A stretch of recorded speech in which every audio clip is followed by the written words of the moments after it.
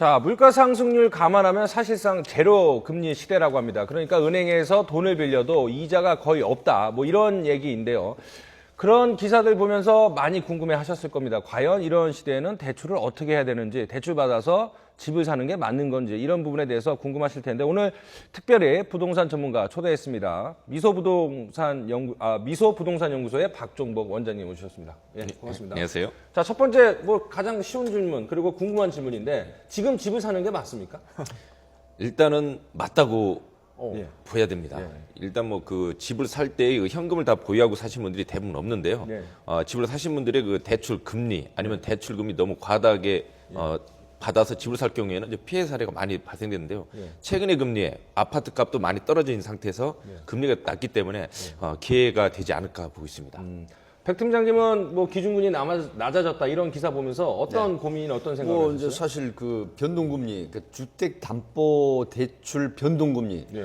이제 이런 부분에 대해서 지금 심각하게 고민을 한번 해볼 때가 아닌가 네. 이런 생각을 하죠. 왜 그러냐면 네. 지금 발표를 보면 17일까지 기준금리 이거 확실히 확정을 짓겠다 하거든요. 예. 그런데 안심전환 대출 같은 경우에는 20조가 상품 그 가격이 20조거든요. 근데 요게 이제 그 해당할 수 있는 게 바로 9억 이하 주택. 그렇죠. 근데 이런 부분에서 1%대까지 기준 금리가 지금 낮아졌는데 주택 담보 대출은 2%대면 통상 3%대 지금 금리로 쓰고 있거든요. 이렇게 될 때 과연 지금 최초에 앵커께서 질문을 하셨던 지금 이게 바꿔 타는 게 좋지 않을까 이런 심각한 고민에 한번 빠져보기도 하죠.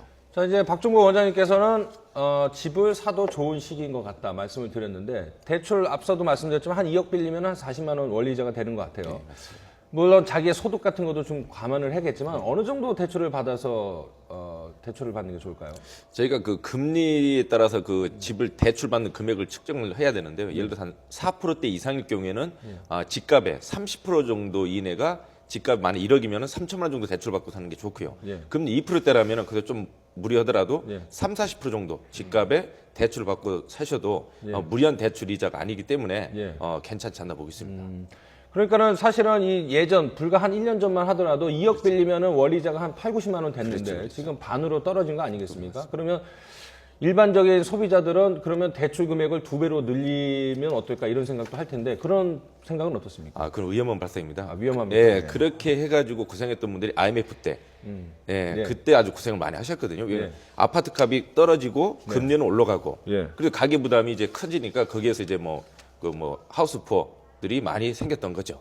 자, 이제 걱정은 뭐 2억 빌려도 40만 원밖에 안 되니까 부담이 좀 덜 된다고 해서 빌렸는데 혹시 금리가 또 갑자기 올라갈까 봐 그게 걱정이거든요. 어떤 추세로 될 것 같습니까? 글쎄 금리가 일단 이게 짧은 기간에 내려온 게 아니고요. 상당히 오랜 기간 동안 낮아진 건데요. 일본 같은 경우도 8, 90년대 부동산 붐이 일어났을 때가 있었습니다.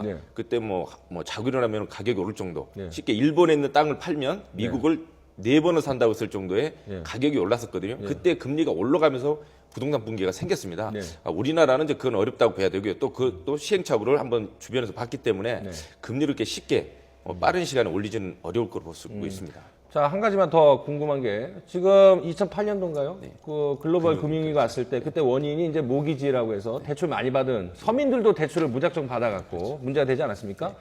우리나라도 그런 위기 상황이 올 수도 있지 않을까라는 우려도 있는데 어떻게 보세요? 예, 맞습니다. 그런 위기가 온다고도 가정해야 되고요. 그래서 집을 살 때 무조건 금리가 낮다는 이유만으로 무리한 대출해서 내 집 마련을 하지 말고 자기가 어느 정도 가계부채를 5년이든 10년 안에 갚을 수 있는 자기의 수입과 이자와 원금 상환이 가능한 그 정도 금액으로 해서 한 30%에서 40% 사이가 그러면 그런 금리가 올라가더라도 크게 어느 정도 원금도 갚아 나가면서 이자를 내왔기 때문에요. 아무래도 그렇게 힘들지 않을 것으로 보고 있습니다. 그런데 이제 한국은행에서 기준금리를 동결시키다가 1.75%로 내린 건 그 좀 이자가 싸니까 돈 좀 빌려서 소비도 하고 아파트도 사라 뭐 이런 의도 아니겠습니까? 그런데 그런 좋은 환경이 조성돼서 일반 그 소비자나 시민, 국민들이 대출을 더 받는 그런 상황이 벌어지기 때문에 좀 합리적인 그런 대출, 그런 것들이 좀 필요할 것 같습니다. 대출을 기존에 있는 상태에서 더 받는 것도 좋지만요. 기존의 대출을 확정금리로 쓰고 있으신 분들이라면은 오히려 은행 직원들과 합의해가지고 오히려 원금을 다시 뭐 변동금리로 바꿔 타는 것도 필요합니다. 예를 들어서 중도상환 수수료라는 게 있거든요. 예. 예를 들어 은행들은 대부분 3년으로 잡는데요. 예. 3년이면은 만약에 3년 안에 갚은다. 그럼 반년으로 치면은 한 최고선이 1.4%를 그 중도상환 수수료로 내야 됩니다. 그렇지만 빌린 액수예요? 그렇죠. 액수예요. 만약 1억을 빌렸으면은 한 140만 원 정도 내겠죠. 그래서 빌린 지 한 반년 정도 됐으면은 한 75만 원 정도나 70만 원 정도 되겠죠. 그럼 그 돈을 저희가 납부하더라도 금리가 낮기 때문에 연으로 치면은 훨씬 이득이기 때문에 가만히 있지 말고 은행 문을 두드려서 합의 봐가지고 변동금리로 갈아타는 것도 지혜로운 선택이 아닌가 보고 있습니다. 뭐 금리 얘기하셨으니까 대통령의 신년 기자회견 지난 1월에 있었던 신년 기자회견에서 이제 주택담보대출 금리와 관련해서 한 발언이 있는데 이 이야기 한번 들어보시죠. 아울러 단기 변동금리 주택담보대출을 장기 고정금리로 전환하여 가계의 부담을 덜어드리고 이를 내수 진작으로 이어지도록 하겠습니다.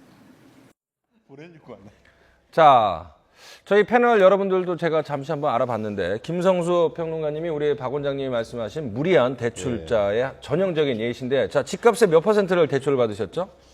거의 70% 됩니다. 열심히 일하셔야겠네요. 그렇죠. 지금 저 같은 경우는 이제 새로 꼬마 애가 나왔고 그래서 어쩔 수 없이 전세로 있다기보다는 그 대출을 갖다 좀 해야 되지 않을까 이렇게 생각을 했는데 금리가 내려가고 있어서 이 안심 전환 대출 이런 부분에 굉장히 관심이 많아서 열심히 부동산 뉴스들을 갖다 보고 있는데 제가 이제 살고 있는 곳이 저 4구역이거든요. 서초 강남 구역인데 전세가 굉장히 많이 올라갔어요. 그래서 거의 어떤 곳은 아파트 같은 경우는 전세가가 거의 매매가의 90% 정도 이르렀고 빌라 같은 데도 거의 7, 80% 정도에 이르렀거든요. 그래서 사실 그 집값이 굉장히 들썩이고 있는 곳 중에 하나입니다. 예. 강남 사시네요. 예. 자, 그 뭐 70%라면은 잘못된 대출이죠. 그렇게 봐야 됩니까? 아니면은 갚을 능력만 있으면 상관없습니까? 일단 무리한 대출이죠. 상당히 의염수에 있는 경고 등이 들을 수밖에 없는 위치에 있다고 보시면 됩니다. 그 원금 갚기는 쉽지 않을 것 같아요, 그러면.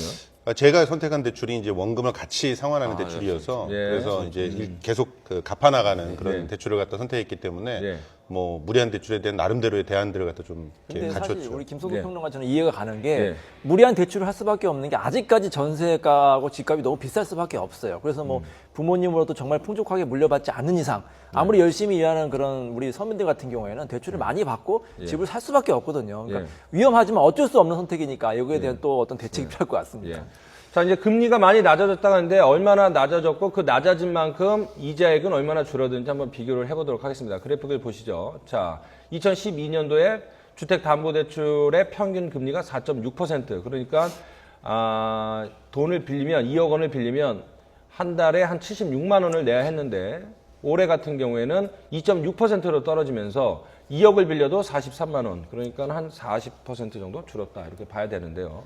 자, 아까 말씀을 하셨지만 중도 상환 수수료인가요? 그런 걸 좀 감안을 하더라도 갈아타는 게 훨씬 이득이고요. 빨리 갈아타는 게 도움이 될 것이다. 이런 말씀이시죠? 예, 지금보다 이제 금리가 좀 더 떨어질 수도 있는데요. 과연 저 같은 경우도 조금 더 떨어진 다음에 은행하고 합의 보려고 기다리고 있는데요. 아무래도 뭐 지금 갈아타는 게 계산기를 놓고 두드려 보시면은 100% 현명한 판단이지 않을까 이제 보입니다. 금리 변동 정책은 그 부분에 좀 의문이 드는데 금리 변동 정책이 사실 계속 장단기적인 변동 정책이 있었거든요.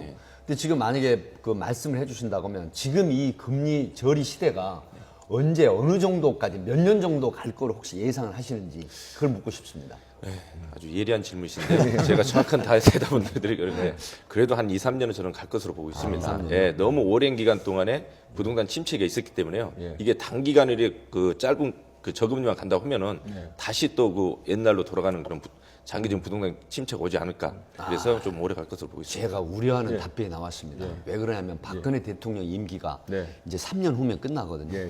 그래서 쭉 보면은 금리 변동 정책이 계속 그때그때 그 어떤 경제 그 파트너 쪽의 상황에 따라서 바뀌었거든요. 그래서 방금 그 하우스푸어 말씀하신 것도 그래서 상당히 피해를 본 분들이 많아요. 저금리 시대에 대출을 받아서 집을 샀다가 이 금리가 올라가 버리거든요. 2% 이상 올라가 버리면 엄청난 가계 그 빚이 되고 부담이 되거든요. 이래서 결국은 돈도 못 갚고 결국 신용 불량자로 전락하는 경우가 상당히 많았어요. 그래서 하우스 푸어란 말이 저 와닿는데 그래서 조심스럽게 제가 그러니까 여쭤본 이렇게 겁니다. 저금리일 때는 사실 그 은행과 약정을 할 때는 고정금리로 약정하는 게 좋아요. 고정금리랑 변동금리가 있는데 변동금리 같은 경우는 앞으로 금리가 떨어질 경우는 유리하지만 혹시 금리가 오를 경우에 불안할 수가 있거든요. 그러니까 지금 금리가 이제 어느 정도 낮아졌잖아요. 그러니까 은행과 그 계약을 하실 때는 반드시 고정금리로 약정을 하시는 게 좋습니다. 고정금리가 네. 지금은 고정금리가 낮습니다. 3년에서 5년 정도가 평균 은행에서 고정금리 기간을 정하는데요. 3년에서 5년 정도 고정금리를 지금 하더라도 조금 떨어질 수도 있지만요. 과연 뭐 떨어져도 크게 이제 워낙 많이 떨어졌기 때문에 큰 차이는 없고요. 이 변호사님 말씀대로 3년에서 5년 정도 고정금리 또 해놓으시면 이제 원장님 보신 것처럼 저금리 기조는 하여튼 3년 정도는 유지될 거기 때문에 네. 3년 정도는 이제 대출 갈아타는 게 좋다는 말씀도 다 그런 맞습니다. 연장선상이군요. 자, 9년 만에 분양 열풍이 불고 있다. 떴다방까지 등장했다 하는데 갑자기 이렇게 시장이 확 바뀔 수가 있습니까? 하루아침에? 그러니까 무슨 꽃다방도 아니고 떴다방이 두고 달리는데요.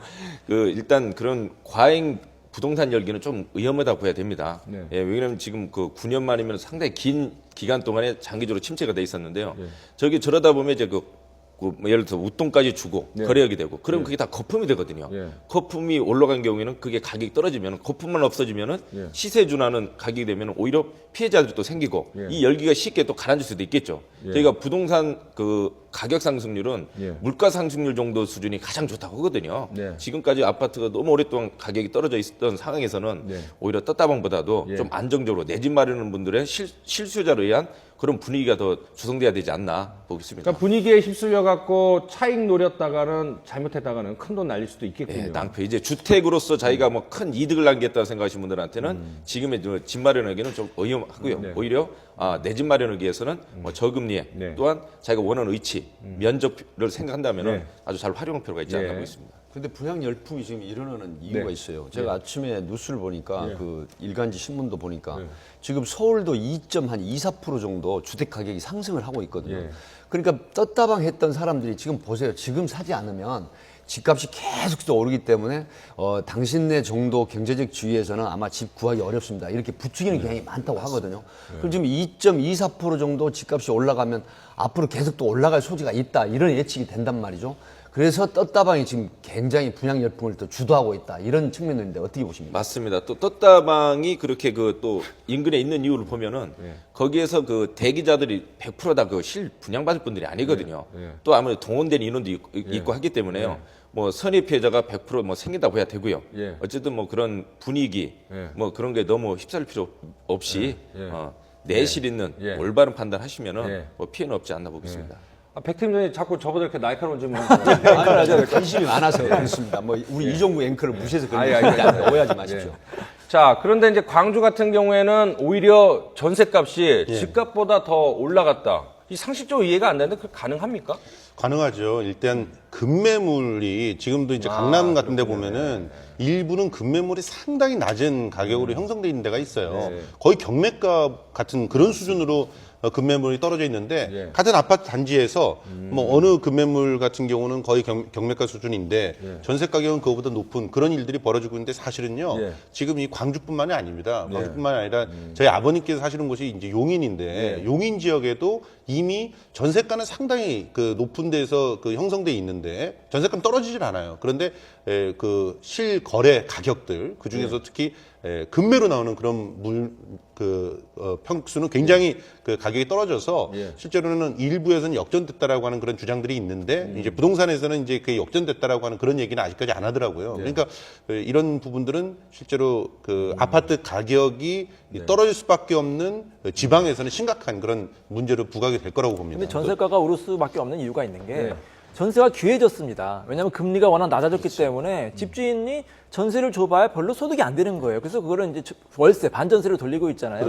점점 전세는 귀해지고 또 전세가 있는 나라가 거의 우리나라밖에 없습니다. 그래서 앞으로는 점점 전세가 없어지고 이제 월세로 이제 번영이 될 거니까 전세를 구하시는 분들이 상당히 좀 힘이 드실 것 같아요. 그리고 장기적으로 봐서는 전세 물량이 많이 소진이 돼요. 그러니까 전세가 없어지면 없어질수록 부동산으로부터 올 수 있는 거품의 그 어떤 충격들이 더 약화될 수가 있습니다. 실제로 전세 전세가 너무 많은 부분을 차지하게 되면 나중에 아파트 가격은 오르지 않는 상태에서 금리가 상승하면서 갑자기 집값을 갖다가 이제 못 치르는 그런 사태들이 벌어졌을 때 전세로 들어가 있는 분들 90% 이렇게 들어가 있는 분은 다 피해자가 될 수가 있거든요. 그러면 집 주인도 피해자지 전세 들어간 분도 피해자지 이중 삼중의 피해자가 돼서 더 심각한 문제로 지금 현재는 전세가 있어서 오히려 뭐 가격이 급락하고 급등하는 걸 갖다 막아준다고 하지만 전세 때문에 오히려 문제가 더 생길 수도 있어서 80에서 전세가 돌아가 주는 것이 좋다는 것이죠. 80에서 90% 전세 하시는 분들이 주의하실 게 뭐냐면 깡통 주택이라고 말씀 들어보셨죠. 그러니까요. 이게 경매로 넘어갈 경우에 집주인이 안 갚을 경우에는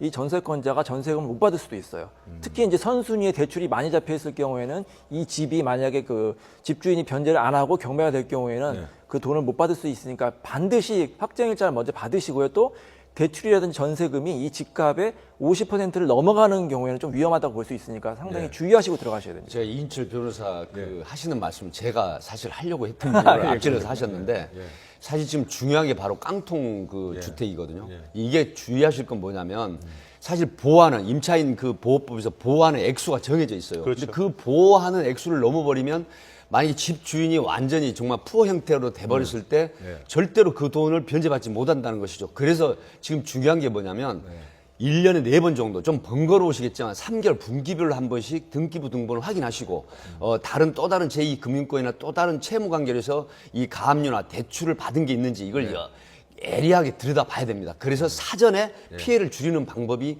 가장 또 주의할 방법이다. 차제 이게 시청자 도움 되라고 이렇게 요즘에 말씀드리고 그 보험제도가 생겼습니다. 전세보증금은 보험제도라고 생겨서 보험금을 약간만 내면 보험료를 약간만 내면은 나중에 혹시 집주인이 그 변제하지 않을 경우 보험회사에서 대신 전세금이나 그 임차 보증금을 지원해 주니까 그런 보험제도 이용하는 게 좋습니다. 네, 보증금 보험, 이 전세 보증금 보험 제도 사실 굉장히 사람들이 모르고 있거든요. 근데 알면서도 설마 우리 집에 이런데 사실 당하고 나면은 그때 후회하죠. 그래서 전세 보증 보험 제도를 이용하시는 것도 굉장히 좋은 방법이죠. 자, 원장님, 전국적으로 봤을 때 어느 지역의 집값이 조금 더 오를 여지가 있다고 보세요? 현재까지 보면 지방이 오히려 좀 강세인 지역이 많습니다. 그 경북 그 경상 같은 경우는 1년 동안 올 2월까지 통계를 보면요 9.1% 올랐거든요. 오히려 대구가 8.3%, 청주가 8.1% 올랐습니다.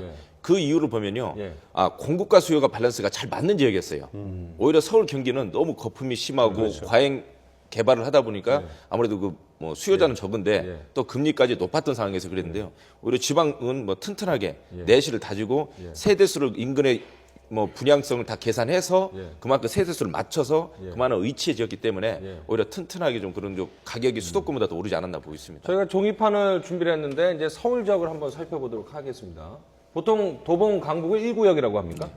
그래서 1구역서부터 이렇게 쭉 있는데 여기서 집값이 오를 곳은 어디일까요? 아무래도 그 집값이 가장 잘 오르고 가격이 잘 형성되는 지역들 보면요. 한강 줄기를 끼고 있는 지역들이 아무래도 잘 상권이 만들어져 있습니다. 저희가 지금 강동 3구역이죠. 3구역이 이제 미사리 쪽, 미사지구, 하남 미사지구 쪽이 워낙 이제 한강 조망권이라든가 아니면은 너무 오랫동안에 개발 제한이 돼 있던 곳이었는데 이제 개발이 되면서 상당히 좀 3구역 그 하남 광주 쪽 그쪽이 좀 괜찮다 보고 있고요. 또 6번 쪽이죠. 6구역인데 김포 마곡지구 정도 그 정도면 저희가 좀 약간 저렴한 금액대 왜냐면 경기도도 아니고 서울시도 아니고 애매모호한 사이거든요. 그러면 이제 뭐 학군이라든가 여러 교통면도 좋기 때문에 아무래도 저는 3구역과 6구역 정도가 좀 좋다고 강동의 미사리, 그렇죠. 그다음에 6구역의 김포 그렇죠. 마곡지구 거기를 말씀하셨는데 이 지역은 어떻게 해서도 집값이 안 오를 곳이다라는 것도 있습니까? 주민들한테 돌 맞는 아무래도 주민들도 아셔야 되니까. 아무래도 그 1번 1번이요? 1번 구역 쪽이라고 제가 그 얘기 듣고 싶었었는데 제가 사는 지역인데 제가 1구역에 사는데 집값이 전혀 안 오른다는 말씀이시죠? 고맙습니다. 저 지역은 빨리 집을 사셔야 되는 거죠. 사실은 지금 전세로 계속 갖고 있는 그런 상황보다는 오히려 약간의 대출을 끼고 그 집을 사시는 것이 오히려 1번 구역에서는 더 유리하다고 볼 수 있겠죠. 오히려 뭐 지금 굳이 다 모든 분들이 아파트 하시는데요. 오히려 틈새 시장을 노린 예산이 좀 그렇게 많지 않은 분들이고 난 대출 그렇게 무리하게 하고 싶지 않다. 30%도 많다고 생각하시는 분들은 오히려 아파트보다 연립, 다세대, 빌라, 노후된 것을 좀 선택하시면요. 아무래도 저렴한 가격에 사고 또 뭐 대출도 없이 그다음에 미래에 뭐 좀 약간 자산 가치까지도 뭐 집가 상승을 기다릴 수 있기 때문에 그런 틈새 시장 소외된 물건들이고 그 물건들이요. 근데 연립이나 다세대는 보통 이제 집값도 안 오르고 네. 전세 같은 경우에도 잘 안 팔리기 때문에 그렇죠. 좀 꺼려하지 않습니까? 그렇죠. 그 살기도 불편하죠. 예. 편의시설도 약간 이제 안 돼 있으니까. 예. 그렇지만은 내가 굳이 대출 받아서 아파트를 가야 되겠다. 보다 대출을 받지 않더라도 예. 뭐 자녀 교육도 뭐 따져야 되겠지만요. 그렇게 내가 뭐 단지 속에 들어가지 않아도 된다고 하는 분들은 뭐 저 같은 경우도 사실상 뭐 그렇게 가지고 있는데요. 상대적으로 뭐 살기도 편하고 오히려 적은 금액으로 넓은 면적을 쓸 수 있고요. 또한 나중에 개발이 되더라도 이제 연립이나 다세대는 지분이 많습니다. 네, 아파트 저건 같은 굉장히 경우는 매력적이죠. 세대 수가 많기 때문에 지분이 적거든요. 그래서 넓은 빌라 같은 경우는 지분이 높기 때문에 상당히 뭐 개발이 될 경우에는 재개발되고 많은 이득을 이랬을 때. 그렇죠. 예. 사실 저도 그래서 그 다세대 주택을 그 구입을 한 것인데 굉장히 넓습니다. 그러니까 아파트보다도 한 30%는 더 넓게 쓸 수 있다고 봐서 애가 일단 그 만족스러워하고 그리고 또 그 다세대 단지들이 몰려 있는 그런 곳들은 굉장히 여러 가지로 그 생활 편의 시설이 잘 돼 있더라고요. 아파트 못지않은 형태로. 그래서 그런 부분들도 틈새가 아닐까 생각을 합니다. 자, 그리고 이제 거품 한창일 때는 대형 평수가 인기 있다가 지금은 인기가 없는데 대형 평수의 인기 회복은 어떻게 전망하십니까? 앞으로 어렵다고 보고 있습니다. 앞으로 계속? 요즘에 거의 이제 뭐 일자녀, 이제 싱글족들이 많은데요. 모든 부동산은 자기 황금성, 회전율이 좋은 게 최고거든요. 내가 언제든 현금 필요할 때 부동산 시장에 내놓으면 쉽게 팔리고 또한 가격이 그렇게 급락폭이 크지 않은 그래도 저희가 이제 20평에서 30평대가 상당히 요즘에 인기가 있습니다. 가격도 많이 안 떨어지고 수요가 또 많습니다. 그래서 좀 일단 뭐 세대 수도 중요하지만은 평형으로는 이제 대형 세대는 이제 앞으로는 가격 하락이 연예인들이나 일반 대형 평형들이 가격이 가장 크게 떨어졌죠. 중소형은 가격 하락이 그렇게 크지 않습니다. 자, 이번에는 연예인 빌딩 갑부들, 부동산 재테크 잘하는 연예인들 좀 살펴보면서 그들의 노하우나 그들의 그 노하우를 통해서 우리가 투자 어떻게 해야 될지 좀 알아볼 필요도 있을 것 같은데, 자, 연예인 빌딩 갑부 순위를 보시면 이수만 씨가 총 1,100억 원, 양현석 씨, 조재현 씨, 장근석 씨, 서태지 씨인데, 뭐 대부분 이제 연예 기획사를 실제로 운영을 하고 또 아니면 한류 스타인데 조재현 씨가 저렇게 재산이 많은지 몰랐네요. 네. 재테크를 잘한 건가요? 어떻게 된 거죠? 일단 뭐 그 부모님 일단 재산이 좀 많으시고요. 그다음에 조재현 씨도 일단 뭐 사업 수완이 있다고 좀 알려져 있습니다. 뭐 이 대학로의 최고의 메인에 위치하고 있는데요. 위치도 좋고 유동인구도 폭발적이죠. 또한 뭐 1층의 권리금도 상당한 지역인데요. 그 자리에서 신축을 건물 지었습니다. 자기가 뭐 아무래도 이 공연 목적 이런 쪽으로 지었는데요.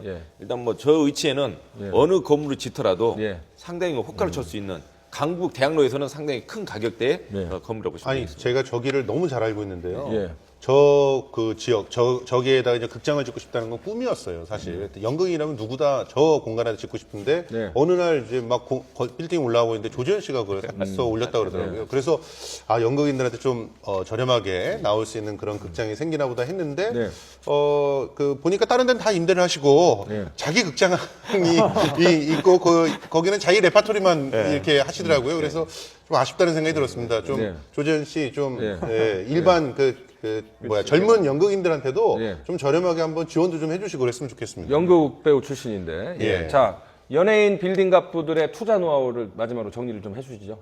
일단 연예인들 보면은 거의 대출을 좀 많이 활용하고요. 일단 현재 활동을 하면서 꾸준한 수입이 생기니까요. 좀 거의 자기가 사는 금액에 거의 많게는 80%까지 대출을 받아서 샀는데요. 그 산 금액들이 대부분 가격이 올랐고요. 예를 들면 서장훈 씨 같은 경우도 뭐 제가 직접 다 뭐 이렇게 일을 도와드렸는데 28억에 그 샀습니다. 서초동에 있는 건물을요. 그때 대출을 20억을 활용해서 현금 8억이었죠. 소유권 이전 비용까지 약 10억 정도가 들어갔는데 현재 시세가 대략 210억, 220억 정도 평가니까요. 10배 정도가 그렇죠. 현금 10억 넣어서 180억 정도가 차익이 남은 엄청 큰 차익을 남겼어요. 바로 양재 전철역 바로 출구 앞에 바로 있는 저 거죠. 궁금한 게 근데 그거를 왜 그러면은 원장님이 직접 하시지 왜 남한테 조언을 해주세요? 저는 그게 가장 궁금합니다. 성형외과 의사 다 잘생긴 거 아니에요?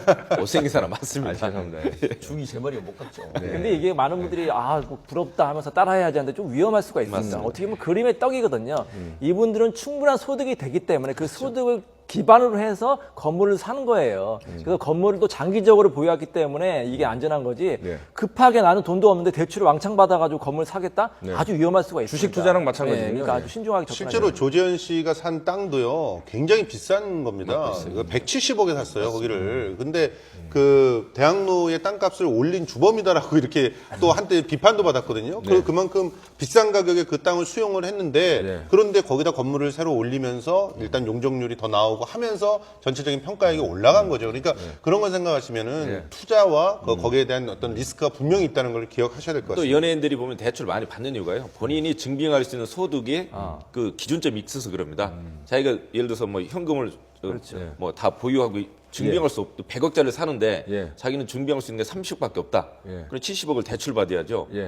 뭐 나머지 뭐 현금을 동원할 수 없으니까 그런 취지로도 많이 활용한다고 보시면 됩니다. 자, 부동산 얘기 상당히 오랫동안 했는데 아무래도 이제 패널 여러분들도 제가 이렇게 진행하면서 가장 활발하게 적극적으로 나서 주셨는데 그만큼 이제 부동산은 자기의 실생활과 관련이 있기 때문에 많은 관심을 가지셨던 것 같습니다. 예. 부동산 얘기는 여기서 정리를 하고 다음 주제로 넘어가도록 하겠습니다.